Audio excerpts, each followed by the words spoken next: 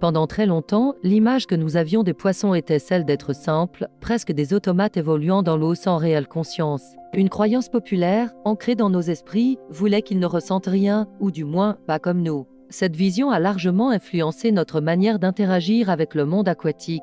Mais que se passerait-il si cette perception était entièrement fausse? Et si, sous leurs écailles scintillantes et leurs regards silencieux, se cachait une sensibilité complexe que nous avons ignorée pendant des siècles? Les avancées scientifiques récentes, notamment en neurobiologie, commencent à lever le voile sur la vie intérieure des poissons, et les découvertes sont stupéfiantes. Elles nous obligent à reconsidérer fondamentalement notre relation avec ces créatures. Préparez-vous à plonger dans un univers de sensations insoupçonnées, car la science a une réponse de plus en plus claire à cette question fondamentale. La question de la douleur chez les poissons n'est pas nouvelle, mais elle a longtemps été balayée d'un revers de main par une partie de la communauté scientifique. L'argument principal reposait sur une différence anatomique majeure: les poissons ne possèdent pas de néocortex. Le néocortex, cette couche externe du cerveau des mammifères, est associée aux fonctions cognitives supérieures comme le raisonnement, le langage et, pensait-on, l'expérience consciente de la douleur. Sans néocortex, la conclusion semblait simple: pas de conscience, donc pas de douleur réelle.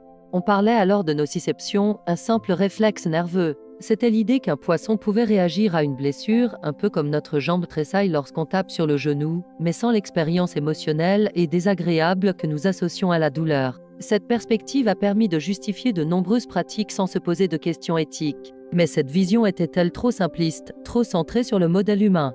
La recherche a commencé à explorer d'autres pistes. Les scientifiques se sont demandé si le cerveau des poissons, bien que différent, ne pourrait pas avoir développé ses propres structures pour traiter la douleur. Après tout, l'évolution est pleine d'exemples de convergence évolutive où des espèces différentes développent des solutions similaires à des problèmes communs, mais par des voies anatomiques distinctes. L'œil de la pieuvre et l'œil humain en sont un exemple parfait. Ils remplissent la même fonction mais ont des origines évolutives totalement différentes. Et si la douleur chez les poissons suivait une logique similaire? C'est cette hypothèse qui a ouvert la porte à une vague de nouvelles études, changeant radicalement notre compréhension. Pour déterminer si un animal ressent la douleur, les scientifiques utilisent plusieurs critères. Ils observent d'abord la présence de récepteurs à la douleur, appelés nocicepteurs. Ce sont des terminaisons nerveuses spécialisées qui détectent les stimuli potentiellement dangereux, comme une chaleur intense, une pression excessive ou des substances chimiques irritantes.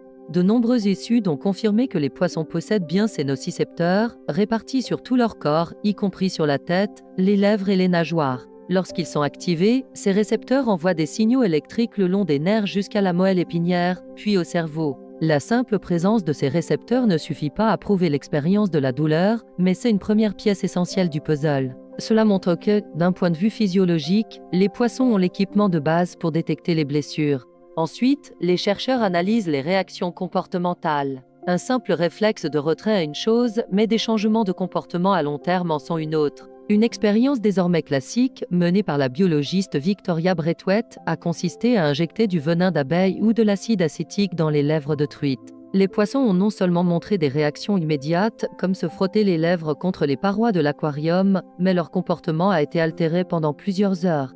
Ils ont cessé de s'alimenter, leur rythme respiratoire s'est accéléré, et ils se sont balancés d'un côté à l'autre, des comportements anormaux qui ne s'expliquent pas par un simple réflexe. Ces réactions complexes suggèrent une expérience négative persistante. Plus révélateur encore, lorsque les chercheurs ont administré des analgésiques, comme de la morphine, aux poissons blessés, ces comportements anormaux ont disparu ou ont été fortement atténués. Les poissons ont recommencé à s'alimenter et à nager normalement. Cette réaction aux antidouleurs est un argument extrêmement puissant. Si les poissons ne ressentaient qu'un simple stimulus nerveux sans l'aspect désagréable, pourquoi des substances qui bloquent la perception de la douleur chez les humains auraient-elles un tel effet sur leur comportement? Cela indique que non seulement ils détectent la blessure, mais qu'ils cherchent à soulager un état interne négatif, ce qui est la définition même de la douleur.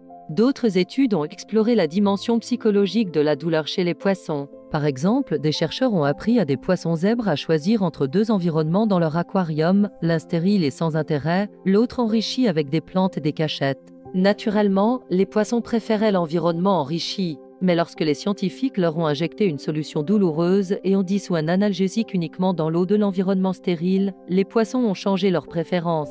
Ils ont quitté leur lieu de prédilection pour se rendre dans la zone ennuyeuse, mais où leur souffrance était soulagée. Cette décision, peser le pour et le contre entre un environnement stimulant et le soulagement de la douleur, est ce qu'on appelle un trade-off comportemental. Ce type de prise de décision complexe montre que la douleur n'est pas qu'un simple réflexe. C'est une expérience suffisamment importante pour motiver un choix conscient et modifier les priorités de l'animal. L'argument du néocortex reste un obstacle pour certains. Comment une expérience consciente de la douleur pourrait-elle exister sans la structure cérébrale que nous lui associons chez les mammifères? La réponse se trouve peut-être dans d'autres parties du cerveau du poisson. Des recherches en neuroimagerie ont montré que lorsqu'un poisson est exposé à un stimulus douloureux, des zones spécifiques de son cerveau s'activent, notamment le pallium. Le pallium est une structure cérébrale que l'on pense être l'équivalent fonctionnel, ou l'homologue, de l'amygdale et de l'hippocampe chez les mammifères. Ces régions sont cruciales pour le traitement des émotions, de la mémoire et, justement, de la composante affective de la douleur. Même si l'architecture est différente, la fonction semble être conservée. Le cerveau du poisson a développé sa propre salle de contrôle pour gérer les expériences négatives. La douleur est un mécanisme de survie incroyablement puissant. Elle nous apprend à éviter les dangers et à protéger les parties blessées de notre corps pour favoriser la guérison. D'un point de vue évolutif, il serait très surprenant qu'un groupe aussi vaste et ancien que les poissons, qui représente plus de la moitié de toutes les espèces de vertébrés, n'ait pas développé une capacité aussi fondamentale pour sa survie. Ignorer une blessure, ne pas apprendre à éviter ce qui la cause, serait un désavantage énorme dans la lutte pour l'existence. La capacité à ressentir de la douleur est donc une adaptation logique et bénéfique. Reconnaître que les poissons ressentent la douleur a des implications profondes. Cela nous invite à porter un nouveau regard sur ces animaux que nous avons si longtemps considérés comme inférieurs. Ils ne sont pas de simples objets flottant dans un bocal, mais des êtres sentients, capables de souffrance et de bien-être. Cette prise de conscience nous pousse à questionner nos pratiques, qu'il s'agisse de la pêche de loisirs, des conditions d'élevage en aquaculture ou de la manière dont nous les maintenons en captivité. Peut-être est-il temps de leur accorder la même considération que celle que nous commençons à peine à étendre à d'autres animaux. Un changement de perspective qui commence par la connaissance et l'empathie.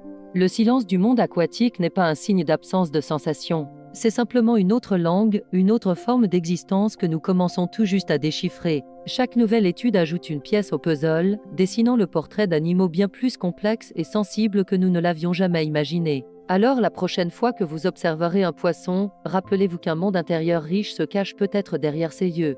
Merci d'avoir regardé cette vidéo. Si ce sujet vous a intéressé et que vous souhaitez explorer d'autres questions sur le monde qui nous entoure avec un regard curieux et bienveillant, abonnez-vous à la chaîne Sois gentil et juste.